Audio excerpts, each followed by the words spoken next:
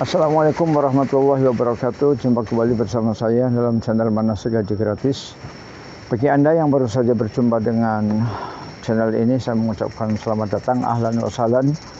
Dan apabila Anda tidak ingin ketinggalan dengan video-video berikutnya dari kami, dimohon keikhlasannya untuk subscribe, like, and share.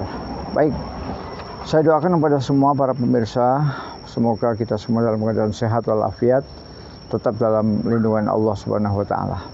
Pada kesempatan kali ini saya ingin menyampaikan hal yang penting yang berkaitan dengan kesuksesan haji di kota suci, yaitu kita perlu mengenal penyakit-penyakit apakah yang paling sering menyerang jamaah haji, ya. Di antara sekian banyak penyakit yang paling sering menyerang jamaah haji adalah penyakit saluran pernafasan, atau barangkali bahasa orang awam atau bahasa singkatnya adalah batuk, ya. Begitu banyaknya penyakit batuk di kalangan jamaah haji sampai-sampai ada pepatah atau pemeo yang mengatakan bahwa semua orang sakit, yang tidak sakit hanyalah tiang listrik, ya. Saking banyaknya yang sakit batuk. Nah, kita perlu mengenal ini para jamaah sekalian. Penyebabnya adalah kemungkinan dua, virus dan bakteri, ya, virus dan bakteri. Nah, infeksi ini dapat menular melalui cairan ketika batuk, bersin, dan berbicara. Jadi ketika kita batuk, ketika kita bersin, dan ketika kita berbicara, maka itu adalah medium untuk penularan. Nah, penyakit ini kita bagi menjadi dua. Ada penyakit saluran pernafasan atas dan penyakit saluran pernafasan bawah, ya. Nah, kalau pernafasan atas itu contohnya adalah demam. Ya, demam, kemudian disertai radang tenggorok, ya, radang tenggorokan, dan infeksi saluran pernafasan. Biasanya tidak bertambah parah, ya, tetapi tetap mengganggu dan mengakibatkan lelah dan letih, ya. Jadi tetap mengganggu karena mengakibatkan lelah dan letih. Kemudian yang kedua, saluran infeksi saluran pernafasan bagian bawah.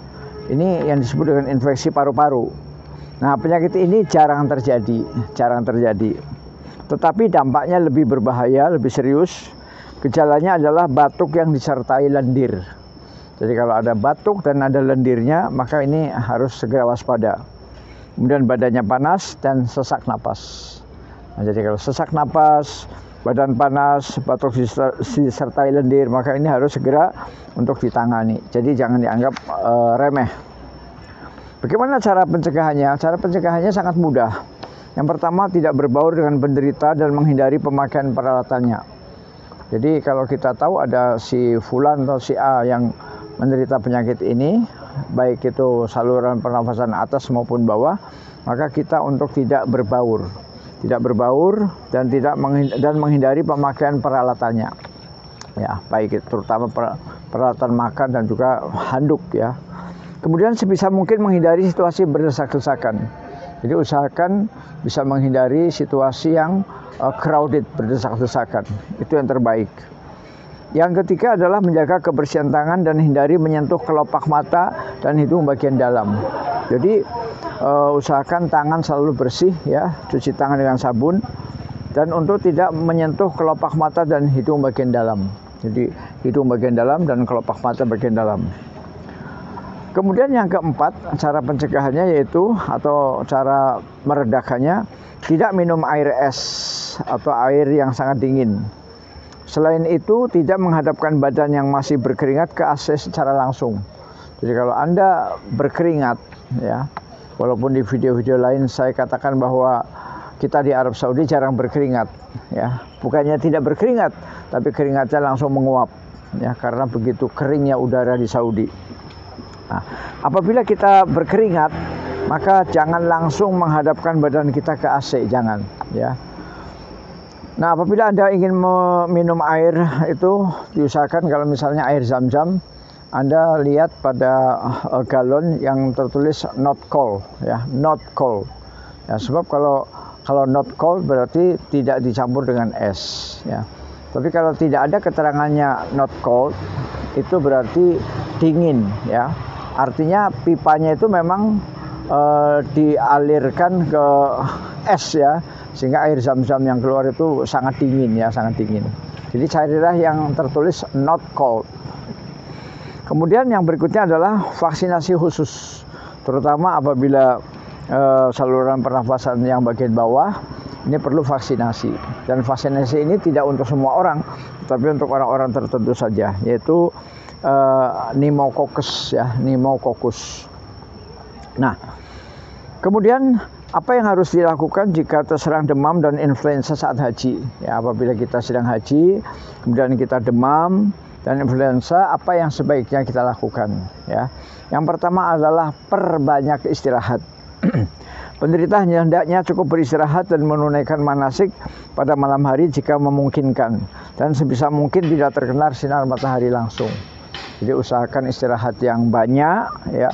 Kemudian ketika menjalankan ibadah-ibadah hajinya itu usahakan kalau bisa malam-malam ya.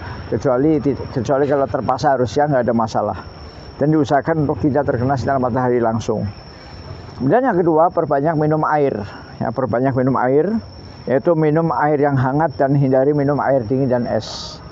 Jadi perbanyak minum air hangat ya, air hangat. Yang ketiga, gunakan obat penenang dan penurun panas ya. Jadi obat penenang dan penurun panas yaitu analgesik ya.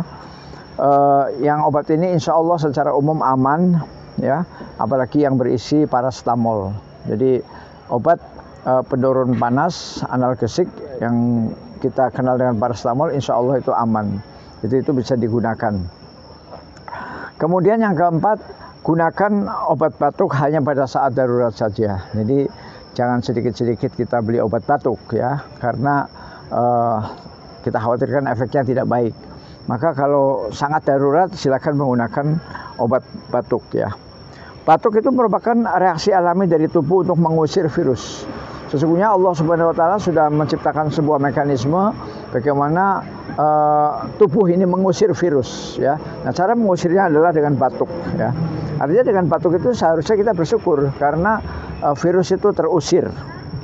Karena itu kami tidak menyarankan minum obat batuk ya, kita tidak menyarankan kecuali batuk kering ya, kecuali batuk kering atau jika batuk tersebut sangat mengganggu tidur.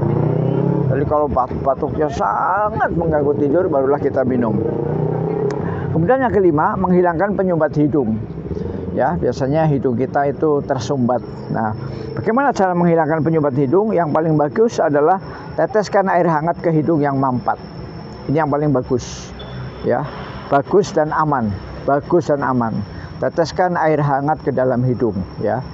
Tentu soal caranya terserah, apa menggunakan pipet atau menggunakan apa ya. Tentu sedikit demi sedikit ya. Kemudian gunakan obat penghilang dahak. Lebih baik jika obat tersebut dari jenis yang dimasukkan melalui hidung karena bahayanya lebih sedikit ya. Jadi obat yang bisa menghilangkan dahak diusahakan untuk tidak via mulut tapi yang via hidung. Gunakan tidak lebih dari 3 hari ya. Jangan menggunakan lebih dari 3 hari. Jadi maksimal 3 hari. Karena kalau terlalu lama akan berdampak pada hidung bagian dalam. Kemudian yang keenam, apakah kita harus minum antibiotik?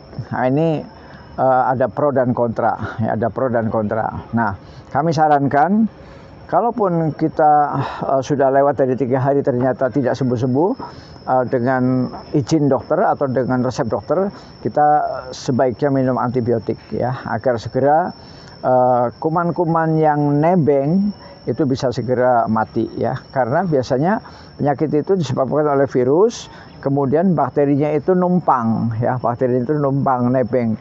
Nah, antibiotik itu adalah untuk mematikan bakteri yang numpang pada penyakit yang disebabkan oleh virus ya. Jadi penyakit aslinya adalah virus ya. Nah, itulah yang perlu kita nasihatkan kepada para jamaah haji.